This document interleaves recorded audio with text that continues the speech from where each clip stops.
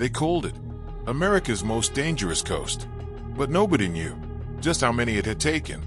A peaceful journey up the Pacific turned into silence. 17 sailors vanished. No wreckage, just a single bloody boot, and a storm that never appeared on radar. 2,000 ships have disappeared here. Some say it's the fog, some say it's the rocks, but those who've returned talk about whispers from the sea and something moving just beneath the waves. One captain saw it. He drew it before he vanished. And now, for the first time, you're going to see what he saw. Welcome to Historia Unseen. My name is John. I'm the voiceover artist for this channel. And tonight, we uncover the secret behind the graveyard of the Pacific. They found a ship, but not a soul on board. Dinner was still on the table. Chairs were still warm. And the captain's log ended with just 3 chilling words. It is watching. This is not just a ghost story. This is real. 2,000 ships have vanished here, along America's northwest coast. No distress calls, no wreckage, just silence and legends whispered by the waves. But one ship started it all, the Tonquin. And what happened to her changed everything. Welcome to Historia Unseen. My name is John. I'm the voiceover artist for this channel. And this is part 1, the birth of a nation. In 1810, the land we now call America was still young. The West was wild, untamed, full of promise. And the Pacific Northwest, it was like another world. Dense forests, tall cliffs, and ocean storms that came from nowhere. That same year, a rich businessman from New York, named John Jacob Astor, had a big idea. He wanted to control the fur trade from coast to coast, east to west. He called it the American Fur Company. To make it happen, he needed a base on the Pacific. So, he built a ship, the Tonquin, and filled it with supplies, soldiers, and one secret order: claim the land before the British do. The captain of the Tonquin was Jonathan Thorne, a Navy man, tough, proud, cold as ice. He didn't trust his crew, and they didn't trust him. But orders were orders, and the ship sailed west into waters no American had ever explored. For weeks, the Tonquin fought waves taller than houses. Cold rain soaked the deck. Fog swallowed the sky. They couldn't tell where the sea ended and the sky began. One sailor wrote in his journal, "We sail through gray nothing. It feels like the sea wants to keep us." And then, they reached the Columbia River. What they didn't know was that this place had already been given a name by the native people who lived near its deadly mouth. They called it the place that eats ships. Captain Thorne was warned. Local tribesmen tried to help. They said the water here was cursed, that many ships had broken on the hidden rocks, and that something in the deep didn't want outsiders.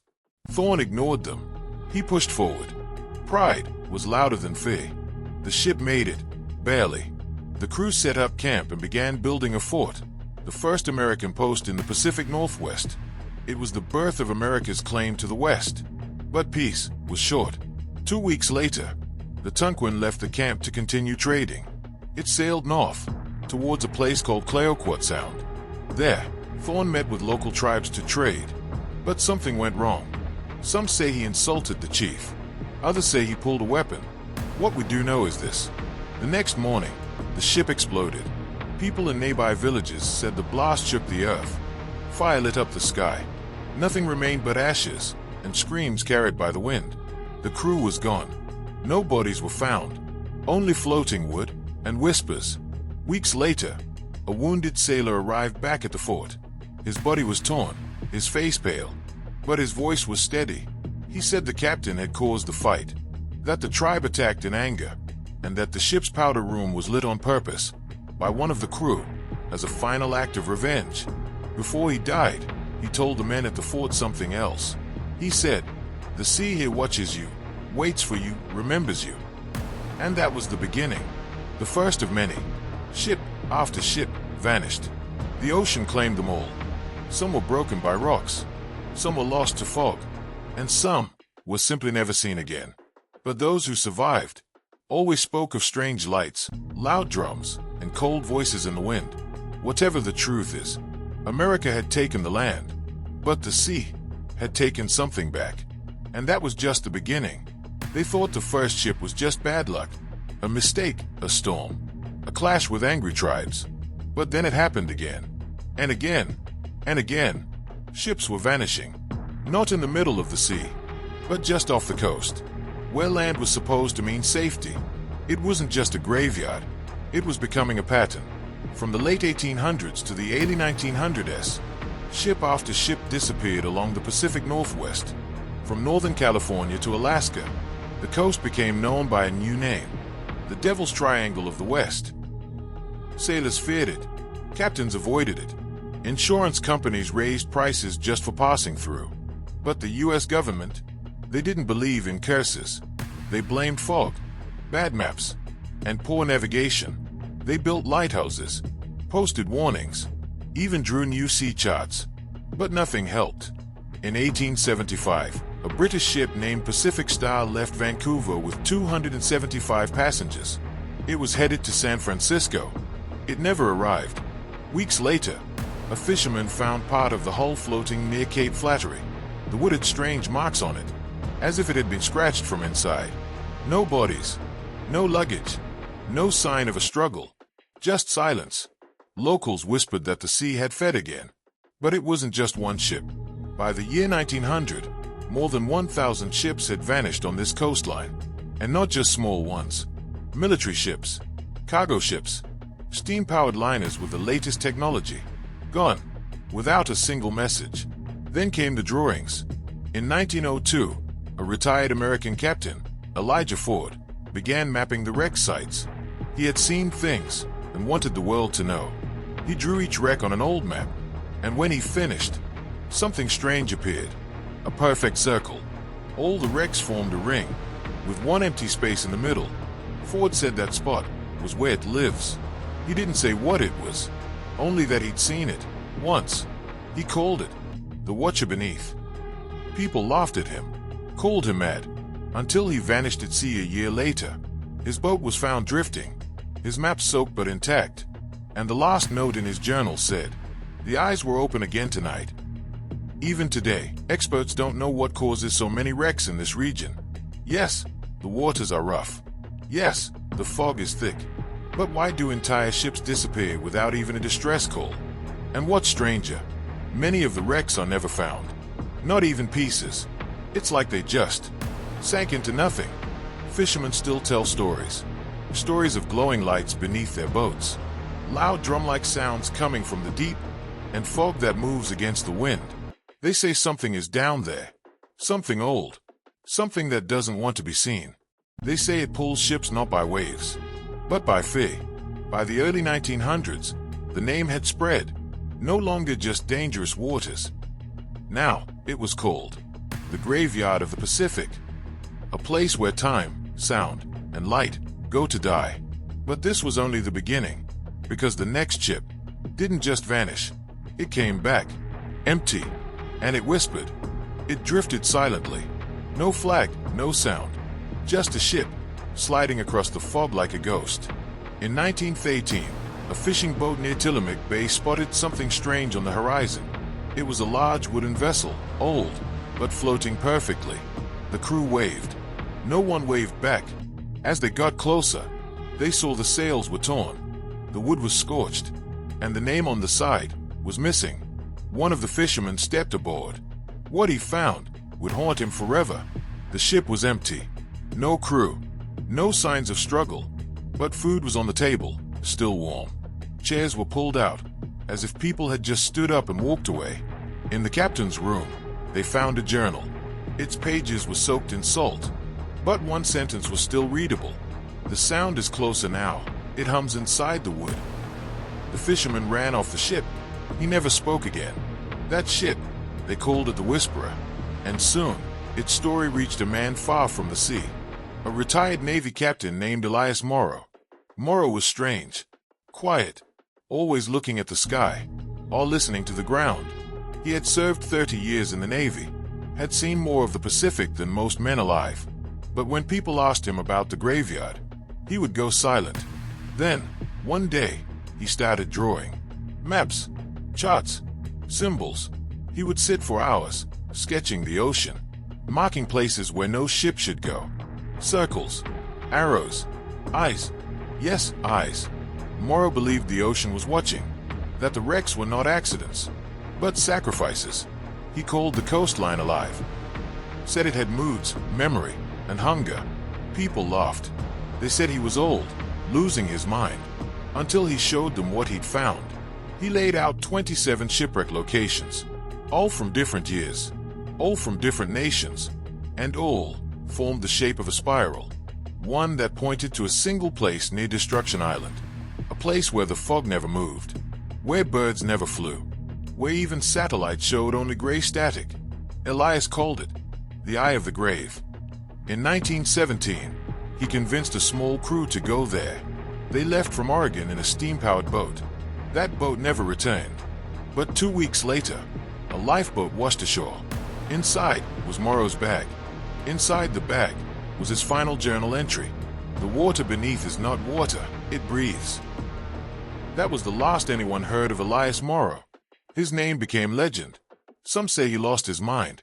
Others say he found the truth. But his maps, they were copied, passed around, even studied by government agents in secret. Because one thing was clear: every ship that vanished, every wreck without reason, every whisper in the fog, it all pointed to the same place. And whatever is there, it hasn't stopped watching. The ocean had always been cruel, but this time, it left something behind. The Cold War was heating up. Nations were watching each other. Spies moved in silence, and the sea was full of secrets. That year, a Coast Guard ship received a strange call. A cargo ship, SS Vela, hadn't reported in 3 days. Its last location, just off the Washington coast. That area again, the graveyard of the Pacific. A search team was sent. Fog was thick, sky gray. Just like always. After 2 hours, they saw it. The Vela, floating still. No damage. No signs of trouble. But something was wrong. It was too quiet. Not just peaceful. Empty. The rescue team climbed aboard. Their boots echoed on the wooden deck. Everything was in place. Ropes tied. Lifeboats untouched. Engine still warm. But not a single person on board. The captain's cabin had logs. Last entry written just 7 hours ago. We hear voices in the fog, not sure if real. One room had a cup of coffee, still steaming. Another had cards laid on a table, as if the game had been paused. No blood, no signs of struggle, just silence. And then they heard it. A whisper, soft, like breath, coming from below deck. They searched, step by step. Each man felt colder, as if something was watching from the shadows. Then another whisper, clearer this time. It said one of their names. The team ran back to the surface. 3 men refused to go back below. The rest stayed to investigate. But when night came, they didn't return. In the morning, only 2 men were left. One was silent. The other, he spoke one sentence before he collapsed. It spoke through the walls. It knew our memories. He never recovered. His hair turned white within a week. The Vela was towed back to port, inspected, recorded, then quietly removed from all public records. Official story: crew lost at sea due to engine failure. But the logs never mentioned any engine problem, and the ship was still working. Unofficially, sailors began calling it the ship that whispers. Rumors spread. Some said it was a government test ship. Others believed it had entered the eye and returned, but not alone. One thing was certain: every man who stepped on that deck said the same thing when they got off, that it felt like the ship was alive. Not because of creaks or cracks, but because it breathed. Years later, a classified file leaked. Inside was an audio recording. Static, crackling. Then a whisper, "You shouldn't have come here." And a voice screaming in the distance. The Vela disappeared again in 1963. This time, no one looked for it. It was last seen drifting west, into the fog, heading back toward that cursed line in the ocean, back to the graveyard, back to the eye. In 1971, a U.S. Navy submarine vanished. No news, no press, no families told, because this mission was never supposed to exist. They called it Project Echofall, a top-secret operation. No flags, no identification, Only orders. Enter the graveyard. Record what's there. Do not engage. The submarine was named USS Norbane. It had 46 crew members, special sensors, deep-sea sonar, and 2 scientists who didn't belong to the Navy. They were from a different department, one that had no name. The Norbane entered the Pacific from a base in Alaska. It followed a tight path, straight toward the eye. The same location Captain Elias Morrow had once mapped. The mission log was cold. Routine. Day 1, calm waters. Day 2, signal distortion starts. Day 3, pressure readings don't match depth. Day 4, crew begins hearing low hums. No source found. Day 5, the captain makes a chilling note. The maps say we're on the ocean floor, but we're still descending. That was the last message. For weeks, there was silence. The Navy searched, but only in secret. Then, something surfaced. It wasn't the submarine. It was the black box. Damaged, but still whispering. Not in words, not in language, just sounds. Low, rhythmic pulses, like a heartbeat, or a drum, from below. One technician who analyzed the sound quit his job the same day. He left a note behind. Whatever we found down there found us first. The official statement: USS Norbane lost during training. But no wreckage was ever found. No oil, no debris, not a single piece. Just gone, like so many before it. Years later, a journalist uncovered a secret file. Inside was a sonar image. Fuzzy, but terrifying. Not a rock, not a wreck. A shape. Long, ridged, curled like a spine. Almost alive. The shape was moving, and it was over a mile wide. Some scientists claimed it was a glitch. Others quit speaking publicly. But one man, a former Navy officer, made a final statement before disappearing. It's not the wrecks we should fear. It's the thing beneath them. Since that mission, no U.S. submarine has entered that area without clearance from the highest level. And even today, satellite scans always seem to glitch above the same coordinates. Something is down there. Not a ship, not a cave. Something that watches. Something that waits. And the Navy knows it. It hadn't lit up in over 60 years. No power. No keeper. Just a broken old tower standing alone on the edge of the rocks. But on one cold October night in 1997, it turned on. The lighthouse at Tiller Point was decommissioned in 1935. Storm damage had ripped its stays apart. Locals said it was too dangerous, and the sea around it was cursed. No one had visited it in decades, until a pair of hikers camping on the nearby cliffs saw something that made their blood run cold. A bright, steady light, flashing from the top of the lighthouse, just like it did 100 years ago. They took photos, recorded the flashes. Each beam came every 11 seconds, just like the old blueprints said it used to. But how? There was no generator, no connection to the grid, no access road. Still, the light kept flashing. News traveled fast. Paranormal investigators, thrill seekers, and even scientists came to look. All of them saw the same thing. The light turned on at exactly 11:13 p.m. and turned off at 4 a.m. every night, for 13 nights. Then it stopped, but only for 1 week.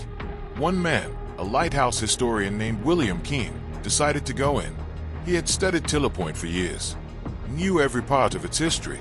He believed it was just faulty wiring, maybe an old battery system coming alive. He sailed out on a calm evening, reached the rocks, and climbed the rusted tower. He never came back. 2 days later, his boat was found floating in the cove. No sign of struggle. Camera equipment still there. Backpack untouched. But the video inside his camera was terrifying. It showed him walking up broken stairs, wood cracking under his boots, flashlight shaking. Then he reached the top. The bulb was glowing, but it wasn't normal light. It pulsed, slowly, like a heartbeat. And the sound, not wind, not the sea, whispers. One frame, just one, showed something horrifying. A figure, behind the glass, tall, thin, with long arms that didn't move, just watching. Then the screen went black. That was the last time anyone entered Tiller Point. Years later, a local Coast Guard worker shared a secret. The light still flashes, But now it does so, only on one night each year, March 27th, the same night the Tonquin was lost, over 100 years ago. Locals now call it the watchlight. They say it doesn't guide ships anymore, it calls them, and those who answer never return. A private deep-sea sonar company was scanning the Pacific Northwest, near Destruction Island. Just another routine job. But then, something answered back. The crew on board the Argo was testing new seabed mapping tech. They wanted to study underwater rock layers, but when they scanned the area known as the graveyard, their equipment glitched, readings spiked, and the sonar image that came back didn't look like the sea floor. It looked like a shape. At first, they thought it was a massive shipwreck. Then they saw it move. Just slightly, but enough to send a wave back to the surface. The lead technician, Mark Henley, stared at the screen for hours. He enhanced the scan, then dropped a camera pod down 800 meters. The footage came back blurry, but they all saw it. A curved structure, like ribs. Not wood, not rock. Something with texture, flesh-like, and something else. It was breathing. The pressure readings didn't make sense. They were descending through layers that shouldn't exist. And right before the pod signal cut out, the last frame caught it. An eye, dark, reflective, and wide open. Mark Henley tried to report the find, sent emails, talked to journalists. No one listened until he disappeared a month later. His laptop was found in a hotel room. On it, a file titled, "They're Hiding It." Inside was the full sonar scan, a full-body outline, stretching over 1.8 miles long. Not a ship, not a whale, something else, something ancient. Government officials quickly stepped in. The company was shut down for safety violations. The footage was taken, but one intern had saved a copy, and she uploaded it before disappearing offline. The title read, "We woke it up." Since then, the coastline has changed. Waters rise faster. Waves behave strangely. Migrating whales are avoiding the entire region. Fishermen say the ocean feels different now, like it's watching again. And that once a year. If you're near the cliffs, you can hear it. Drums from the deep, slow, heavy, and something whispering between the waves. Historians call it a mystery. Scientists call it coincidence. But the ocean, it doesn't care what we call it, because something is still down there, waiting, watching, and remembering every ship it ever took. You've been watching Historia Unseen. My name is John. Thank you for surviving this journey with me. Until next time, stay curious.